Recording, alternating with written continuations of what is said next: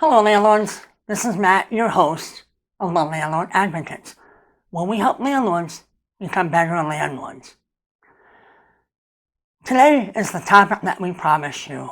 We're going to address the different lawsuits that have been filed from coast to coast all over the United States as they relate to these eviction moratoriums.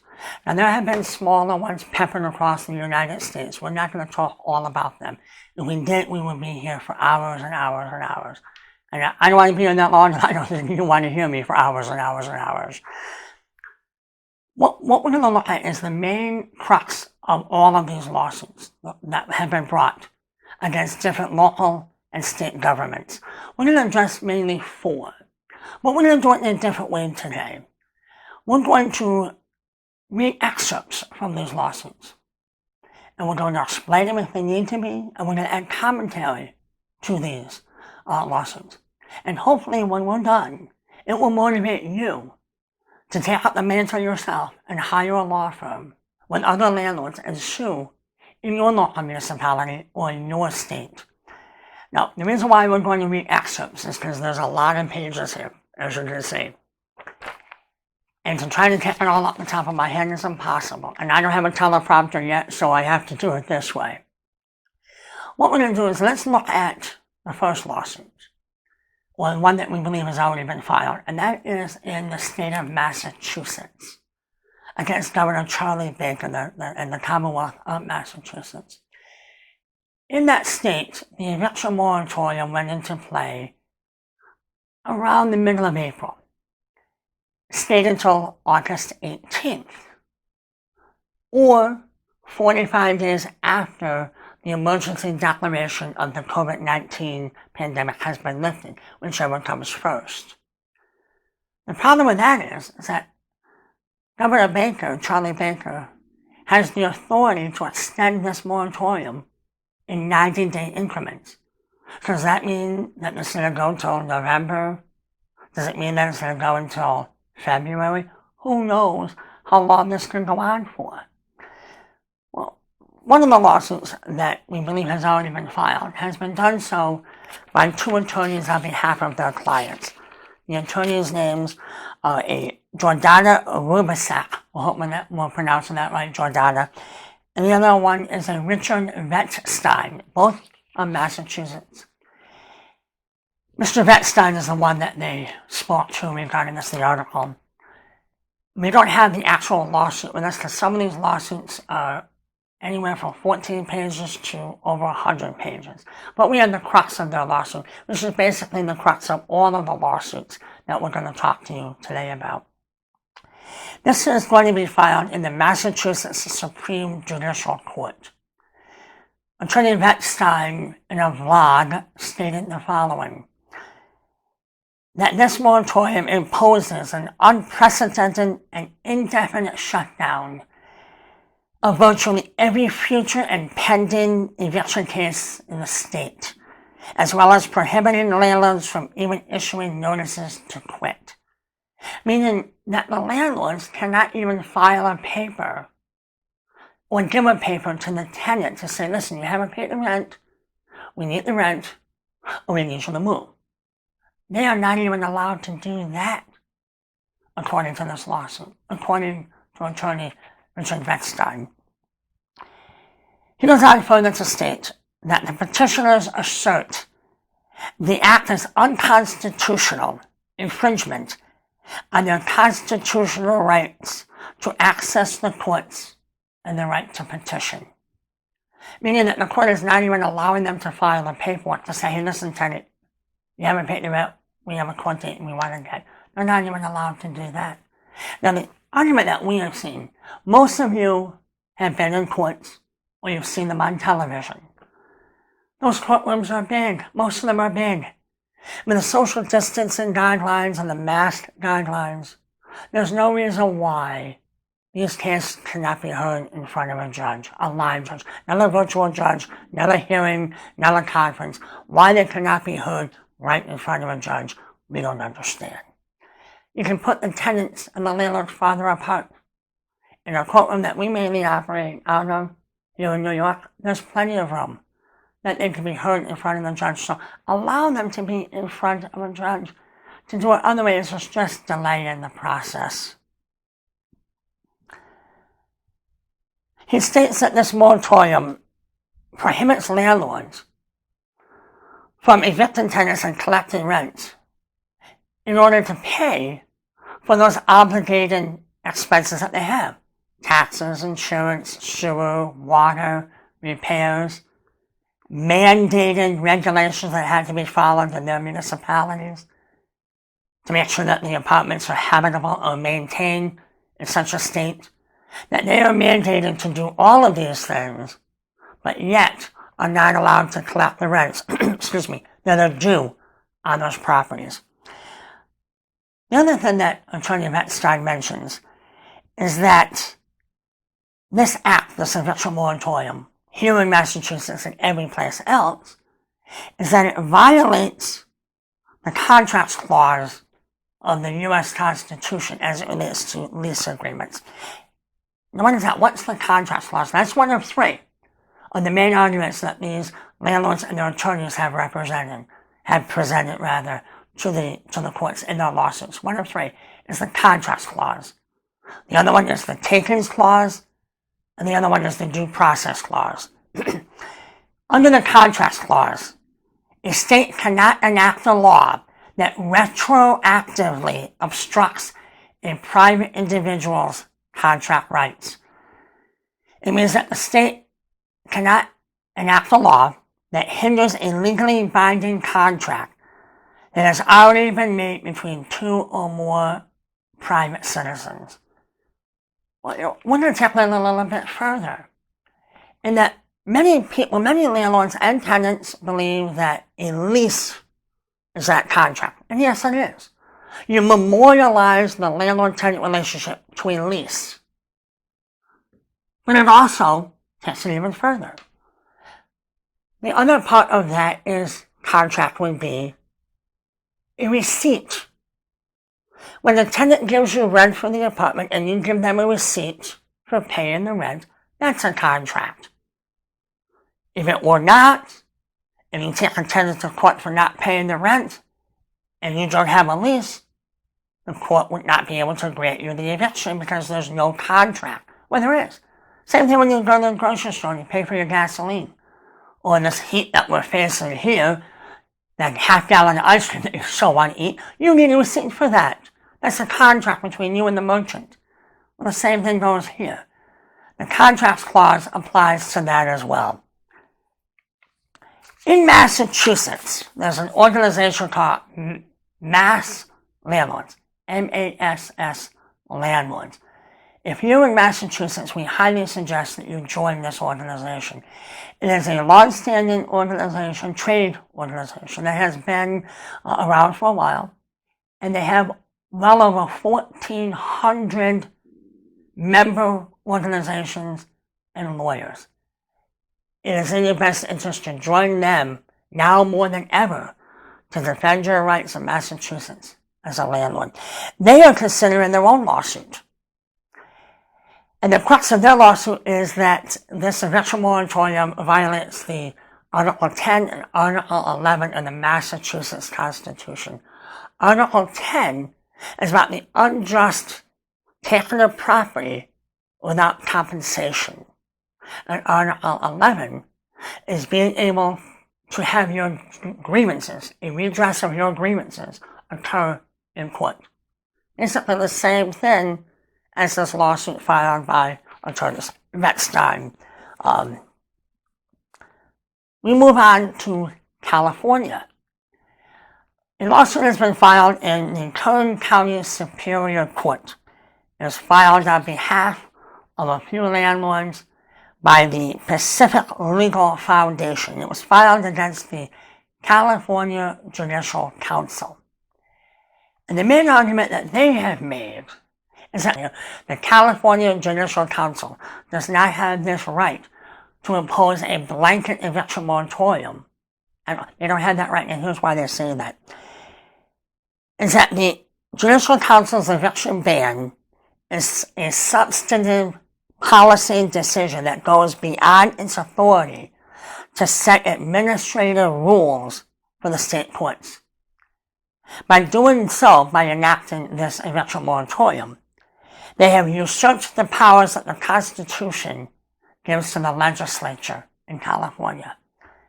Now you might say, oh gee, they have a very good case right here. Well, here's the problem there. The California state legislature made up of two houses. One of their representatives, a David Chu, a Democrat from San Francisco, has proposed a bill that we believe has already passed both houses of that legislature, and we're more than sure that Governor Gavin Newsom of California, the former mayor of San Francisco, will sign into law. And it goes like this: that for non-payment of rent until after the local emergency has been lifted, this COVID-19 crisis, until it has been lifted, for 90 days after that, a landlord cannot evict a tenant for non-payment of rent. It goes even further to state that a landlord cannot sue a tenant until 15 months after that for non-payment of rent, so as it gives the tenant that 15 months to pay the back rent and the current rent that they have. Landlords, you and I both know that's a utopian concept. The likelihood of that happening? Come on. That would be addressed a little bit later in another lawsuit that was filed in a major city in California. But do they seriously believe that the tenants are going to pay that 15 months? Now, if the legislature and the governor pass this and the governor signs it into law, it has been declared that this lawsuit might be moot. It may or may not be. We're wondering, does this also include evicted tenants for other reasons other than non-payment of rent? Can they evict for other reasons, like a violation of a lease? The lease is terminated, it's a month-to-month, we just don't want them to. Even though we know that the tenants owe a lot of money in rent, if it does not include a holdover eviction, you would be able to take the tenant to court a lot faster and get them off their property a lot faster than if you were to do so for non-payment of rent. Now here's the aggravating part, and we hope this motivates you right here. If you can evict the tenant for reasons other than non-payment of rent, you're getting them off their property. That's the goal of the landlord. Well, the eviction moratorium is to stop evictions entirely and let the tenant stay in place. Let them go. Because we believe a lot of the arguments on behalf of these eviction moratoriums is to keep the tenants in place for the public safety and security of health, public health, safety, and security, by keeping them in their apartment rather than having them be homeless. Well, if you can evict them for reasons other than non-payment of rent and get them off the property, why can you not evict them for non-payment of rent as well? The goal is the same, only it's a judgment that the tenant will have against them for not paying the rent. Why can they not do that? This takes us on to a major lawsuit filed in the city of Los Angeles, against the city of Los Angeles, against the mayor Eric Garcetti, and against the city council of Los Angeles. This was filed by the law firm of Wooten and Tucker in Costa Mesa, California. It was filed on behalf of their client, which is a huge association in Los Angeles. They're called the Apartment Association of Los Angeles County. This is an organization that has been around since 1917. They represent over 10,000 landlords, of which own over 150,000 rental units in that area of California. If you're in that area, you need to join this organization today. Not tomorrow, not the day. Join them today, because this lawsuit is magnificent. It is great. It's 48 pages long. 48 pages long. The other lawsuit that we mentioned in Massachusetts is almost 119 pages long. This one is 48. We're not going to read through all of it, but there's a lot of parts of this lawsuit that are really interesting. And towards the bottom part of the lawsuit that we have highlighted, we think holds the crux of all the lawsuits that everybody should have against the governments all over the United States and even internationally. Let's talk about this. The City of Los Angeles enacted basically two ordinances. The one is the Eviction Moratorium that took place on March 27, 2020, and a rent freeze ordinance that took place on March 30th, 2020. The Eviction Moratorium gives the tenants, after this local pandemic crisis emergency has been lifted, it gives them 12 months to pay the back rent to the tenant. To the landlord. The tenant paid it gives them 12 months after that. Similarly to this 15-month. If the 15-month is passed and signed into law by Governor Newsom, then the tenants would have 15 months in Los Angeles rather than 12 months. The argument that they make a lot in this argument is that the tenants, are they really going to be able to pay after 12 months or 15 months of the rent? Are they really going to pay that rent to the landlord? That's a big part of their argument here, but I'm not going to reread it because we mentioned it in a previous lawsuit that was filed. They say that the likelihood of them being able to pay is so minimal that how is the landlord going to benefit from that? We've used that argument here in New York State, on the other side of the coast. For years, we have said to our clients that you take the judgment paper and you take a roll of toilet paper and you tell us which one has more value. I know that sounds a little yucky, but really, which has more value? The judgment that says the tenant owes you $10,000 in back rent, or the toilet paper that you have? You know the answer to that. You know the answer to that. Another part of this eviction moratorium that is so terrible in Los Angeles that hopefully it will not see its way over to this side of the coast and all the municipalities in between. This is so bad that we want to make sure that we read it word for word in this lawsuit so that we don't make any mistakes. But when you hear what we have to tell you, it's to make you more bald than I am right now. It's terrible. The eviction moratorium further prohibits all evictions based on the presence of unauthorized occupants or pets, as well as for undefined nuisances related to COVID-19. Undefined, what is that? Nuisances, what is that?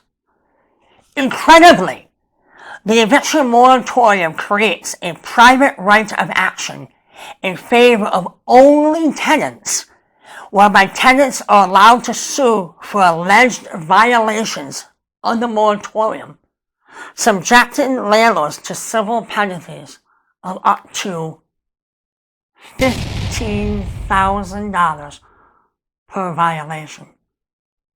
$15,000 per violation. This, while the eviction moratorium bars lessors and landlords and plaintiffs from utilizing their primary contractual remedy to secure payment of rent, it provides a new weapon for tenants to use against landlords and lessors who seek only that to which they are entitled under their existing leases. And again, I'm going to add to that, even though it's not a part of that, the contract, the receipt, you live here, you pay me, it's a contract, even that, it prohibits them from that. So if a landlord goes to the property in LA and says, hey, can I get some rent that you owe me? They could face the possibility of a $15,000 fine on that. That's beyond scary. That's well beyond scary. Now the rent freeze ordinance that was put in place means that rents cannot even be raised until 1 year after the local emergency has been lifted. So for 1 year, you cannot even raise your rent. Well, what are all the expenses of taxes for? Oh, City of Los Angeles, we're going to raise your taxes by 18%. I'm just making that number up. By 18%, because revenue is way down.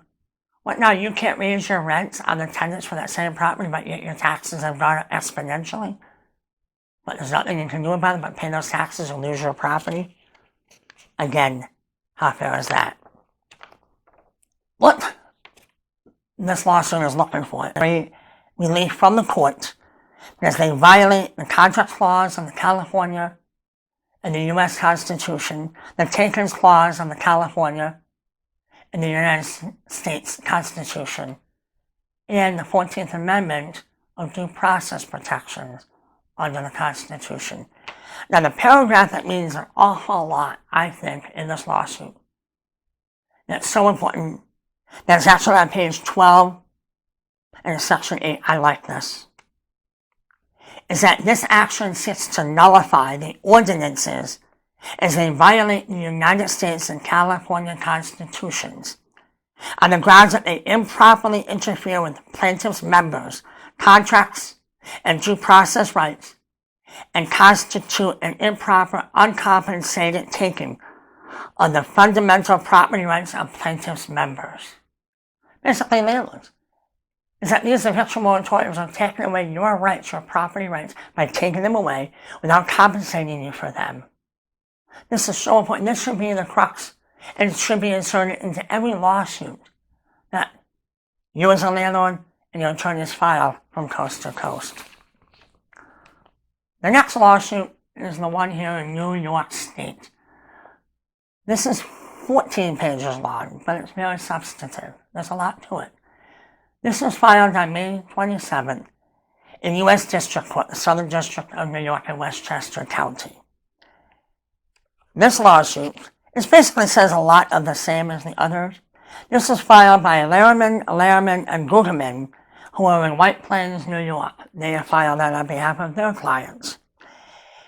And it basically says the same thing, that this action seeks to nullify the order, the eviction order, the eviction moratorium ordered by Governor Cuomo on May 7th, that executive order known as 202-28.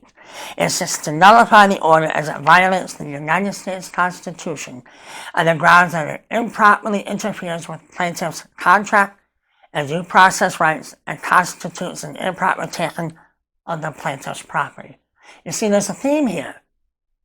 From coast to coast, there's a theme here.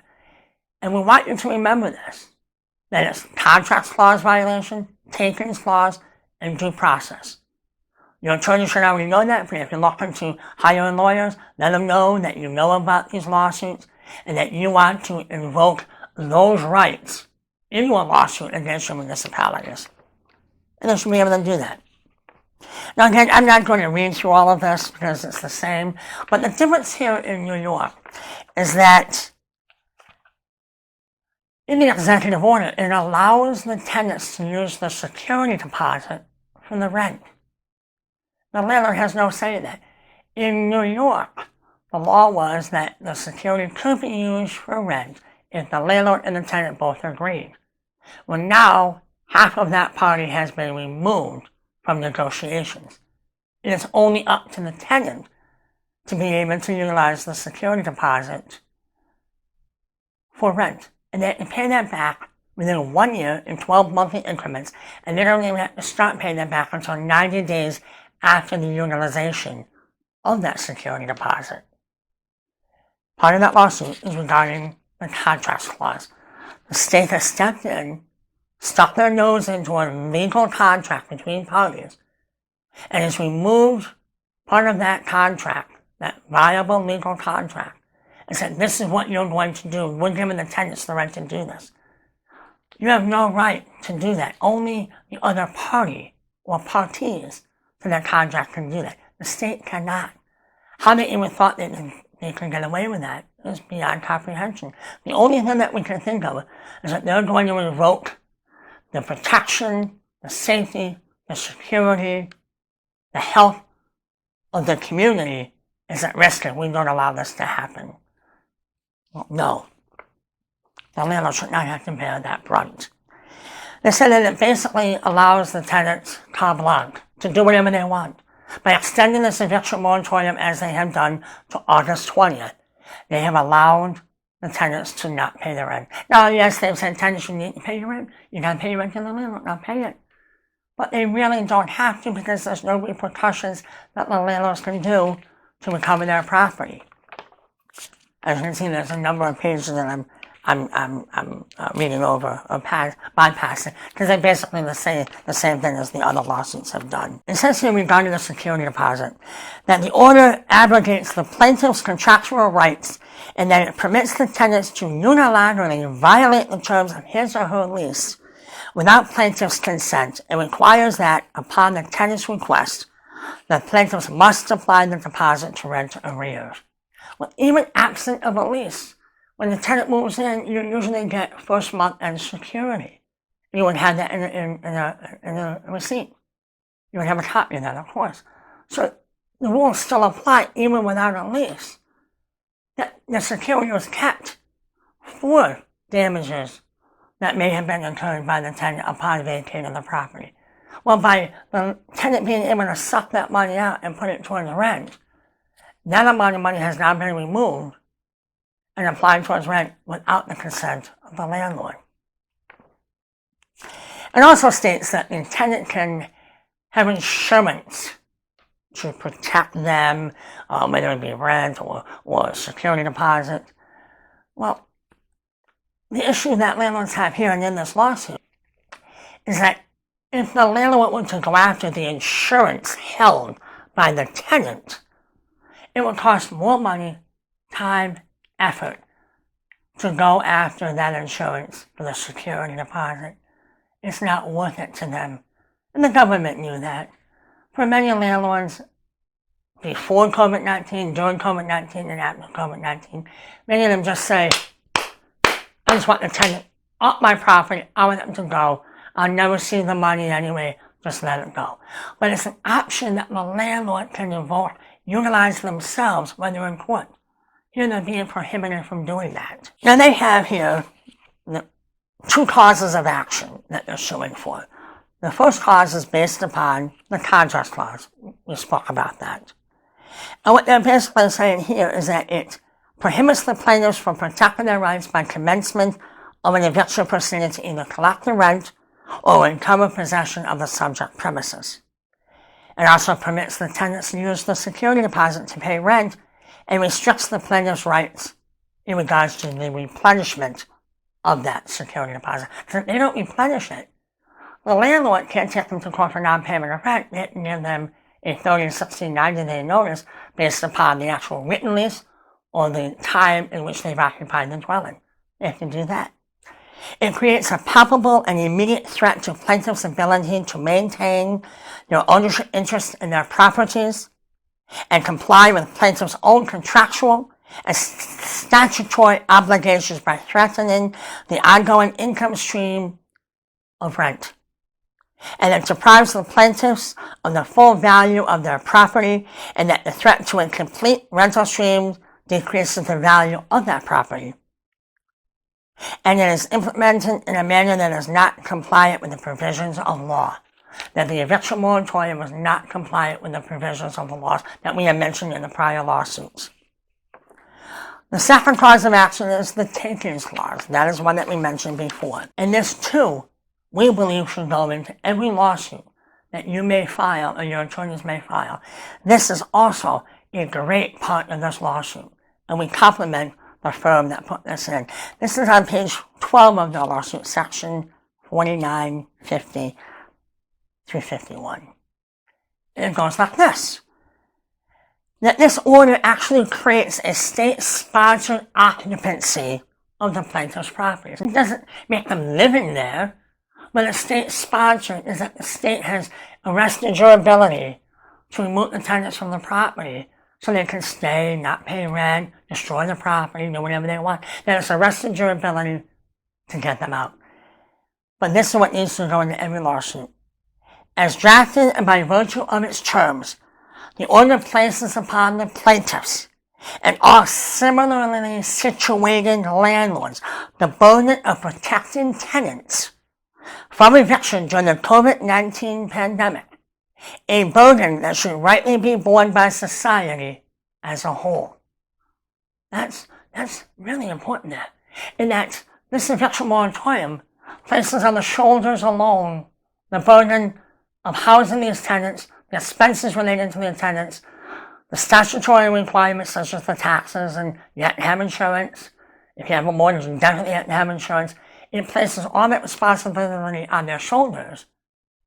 And this lawsuit is saying that society should bear that burden. Because the government, representing the society, the municipality, the state, acting on behalf of that society, has put forth these eviction moratoriums, but it is only the landlords that have to pay for that. Now, we're going to add a little bit to that, though. Should the society actually have to pay for that? I don't know. And here's why.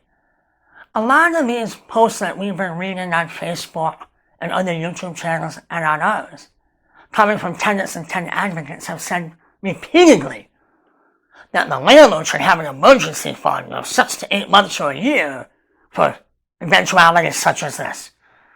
That they have to have that money set aside to pay these bills.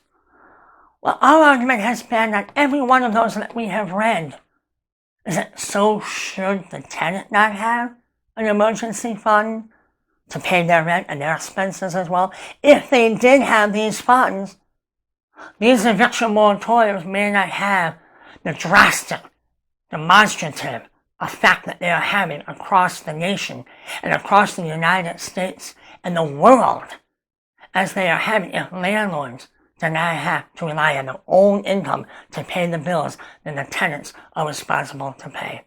And the one line that we have used repeatedly on these posts and channels is that, remember this, tenants, it is you who owe the landlord, not the other way around. The tenant owes the landlord, not the landlord owes the tenant. We hope that you learn from this. We have other videos forthcoming in the next couple of days. Hit the subscribe button, please. Notification bell so you know that there's other videos coming. Go ahead and do that. It helps us to help you even more. And please, leave comments below. We want to know, do you think that this eviction moratoriums have been helpful to you as a landlord? Do you think that the government should step in and pay the rents for these tenants? Do you think that the tenants should have to pay the rent themselves and not leave it up to the governments, aka taxpayers? Because we know that if the governments pay that, aka the taxpayers, your taxes are going to go up. Let us know in the comments below what you think. We appreciate you watching. We know it's a long video, the longest that we've had, but it's important. Remember, landlords, we care for you. We are here for you. We wish you well. Take care.